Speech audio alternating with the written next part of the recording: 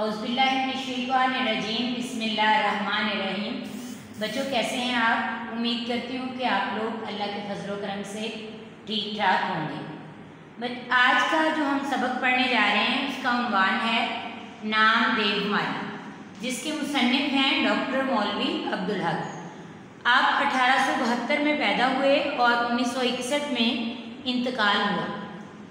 उनका असल नाम अब्दुल हक, ज़िला जिसमें पैदा हुए वो है मेरठ, गांव हापुड़। इब्तदाई तालीम उन्होंने फ़िरोज़पुर से हासिल की और आला तालीम या मज़ीद तालीम कैलें अलीगढ़ कॉलेज से हासिल की।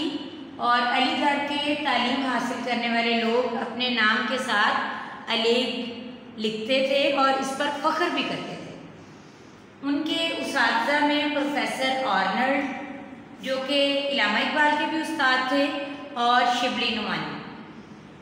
हम असर लोगों में या हम जमात जो थे उनमें मौलाना ज़फ़र अली ख़ान, ये भी उर्दू अदब का बहुत बड़ा नाम है और तारीख़ पाकिस्तान का भी बहुत बड़ा नाम है।